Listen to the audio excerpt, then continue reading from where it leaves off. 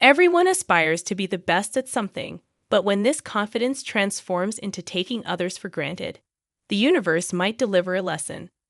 Understanding that there's always someone better out there is the key to humility, which is what truly defines the strongest individuals. My name is Mina, and I've been married to my husband Thomas for 2 years.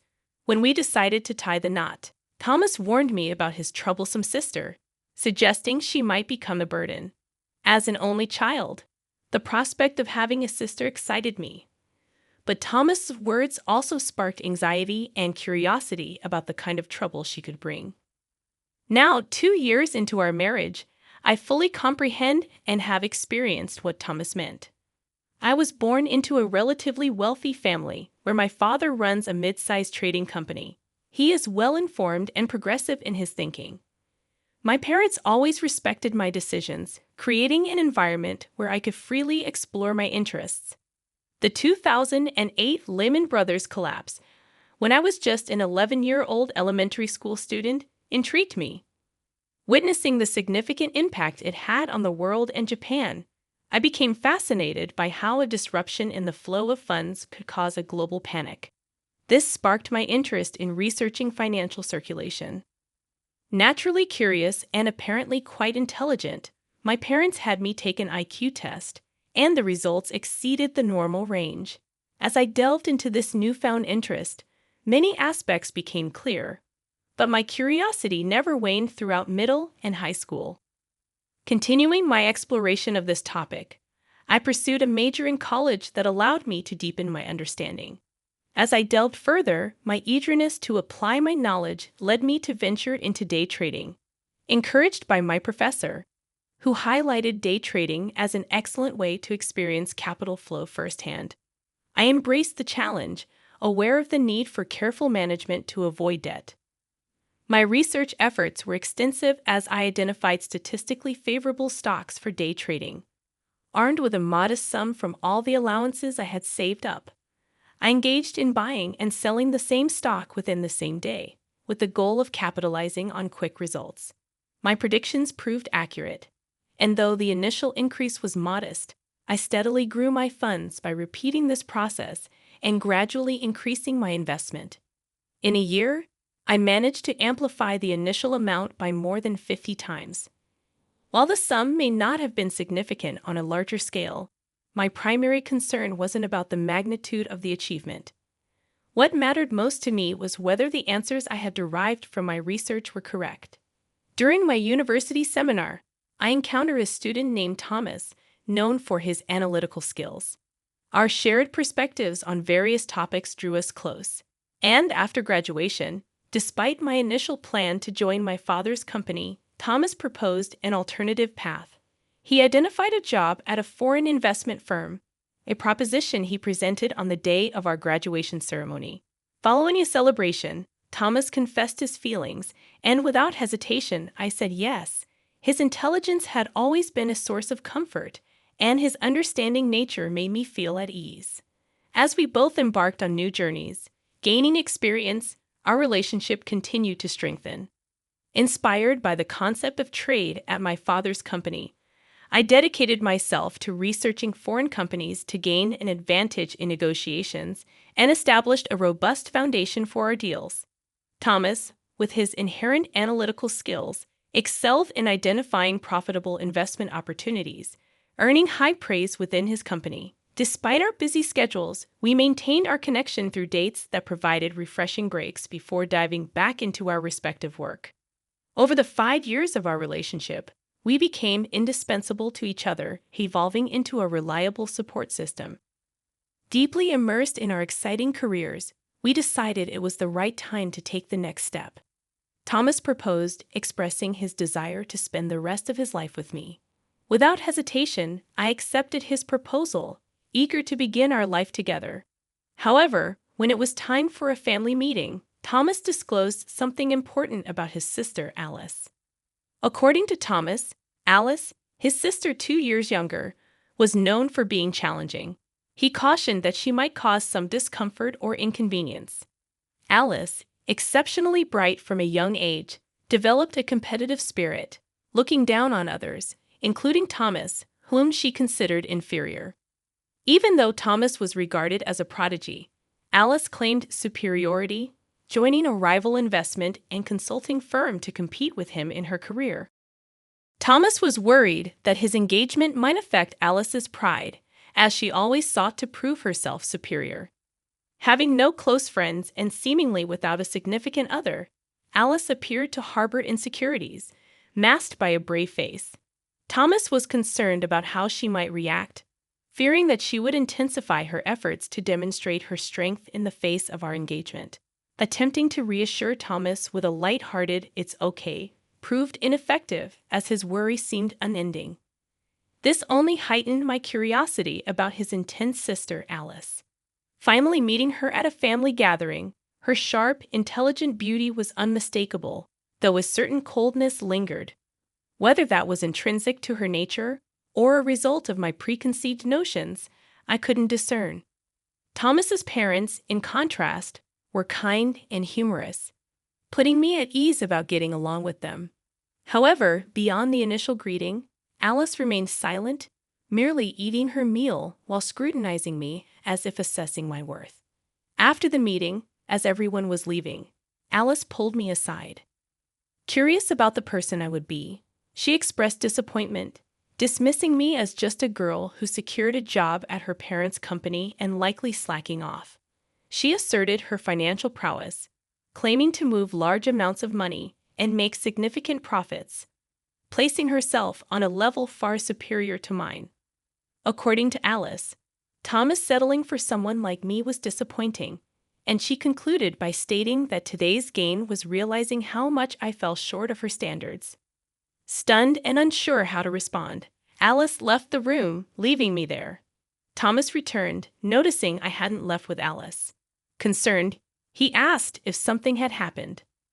In response to Alice's jab, I laughed it off, assuring Thomas that it was just a minor comment. Thomas apologized for his sister's rudeness, but I reassured him that I wasn't bothered. It didn't hurt, but I couldn't help but wonder what would happen the next time we met, particularly at the wedding. Strangely, I found myself looking forward to it, anticipating the interesting dynamics that might unfold. Surprised by my response, Thomas and I went on to have a grand wedding attended by family, friends, and colleagues from both sides.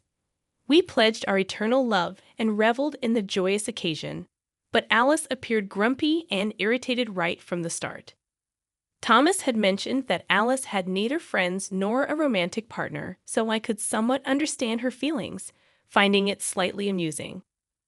During a break for a wardrobe change, as I waited for the staff to assist me, Alice entered seemingly without reason. She remarked that my happiness was only for the day and predicted that, as a plain woman, I wouldn't get the spotlight after the wedding, insinuating that I would just leech off Thomas' earnings. Unfazed, I couldn't comprehend how anyone could be satisfied with that.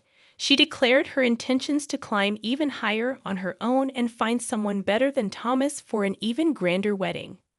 With that rapid-fire monologue, a self-satisfied Alice left without giving me a chance to respond. As the staff walked in just after Alice's departure, I burst into laughter at the timing. Apologizing to the puzzled staff, I started changing, realizing that Alice knew how to keep things interesting. Since the wedding, I had no contact with her. I anticipated seeing her again, perhaps at Christmas when visiting my in-laws, but an unexpected connection with Alice arose sooner than expected. My father decided to seek external consulting for asset preservation and expansion at his company. Although I offered to handle it, he insisted on bringing in outside expertise, choosing a specific firm. Upon hearing the familiar name of the consulting firm during negotiations at my father's company, a sense of recognition washed over me, but I couldn't immediately place it. To my surprise, Alice was among the representatives of the firm, and the realization dawned that it was her company. We exchanged surprised glances, but silently agreed to act as if we were meeting for the first time, keeping our sister-in-law relationship a secret from the other team members. When I discussed the situation with Thomas at home, he already knew about it, expressing frustration. He suggested I step away from the project, but I found the situation amusing and laughed it off. Despite my amusement, I had to maintain professionalism during the negotiations. I pointed out flaws and inadequacies in their proposals, supported by logical reasoning that unsettled them. Alice tried to counter with past examples and mathematical evidence, but my responses exposed their weak points, leaving them silent. The meeting ended in my favor, with the other team agreeing to come up with a second proposal for the next meeting.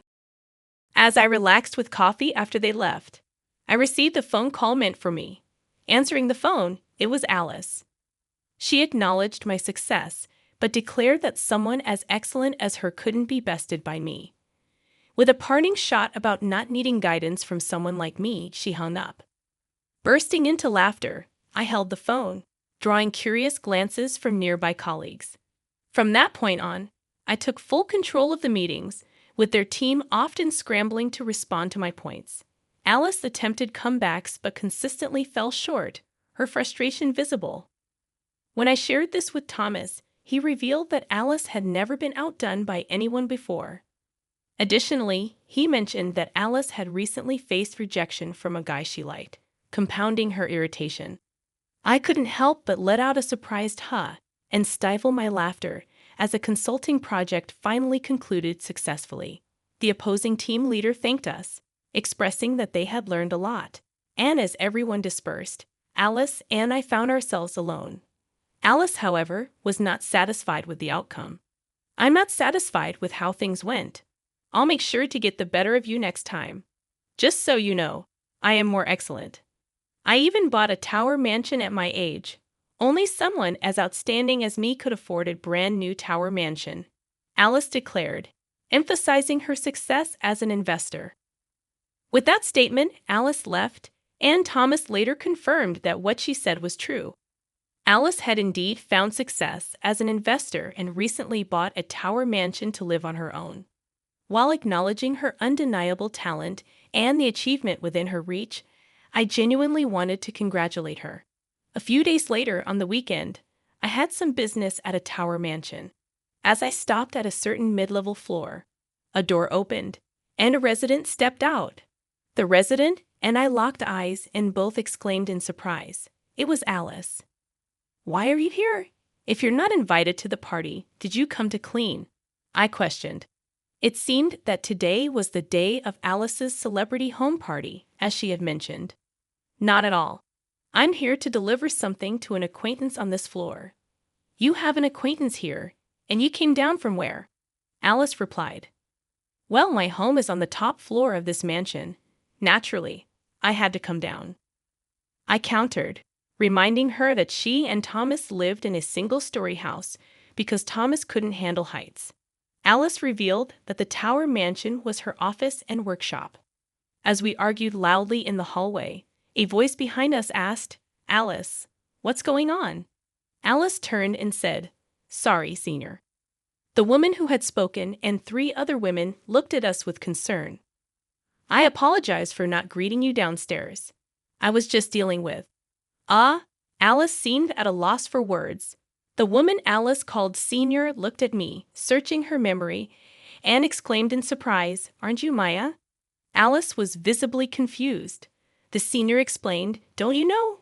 This is Mrs. Mia, our new external board director starting this month. She's also known as the investment goddess whom Alice admires." Alice was speechless at this unexpected revelation, and the senior continued, "Also, she owns a significant share of your company, which made her a board director." Alice was overwhelmed by this unexpected turn of events. The senior added, "Alice, while extremely talented, has a poor reputation regarding teamwork and attitude towards colleagues. If she can't improve, she can't continue working in her current role." Alice was already knocked out by the harsh reality, kneeling and collapsed on the floor. Later, Thomas told me that Alice, once a fierce wolf, had become a small dog. It seemed she finally understood that there's always someone above her. Reflecting on my previous attitude, I felt a bit guilty for finding it all so amusing.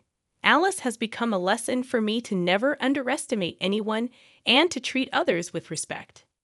Thomas apologized for not being more involved in these events, But it's not his responsibility at all.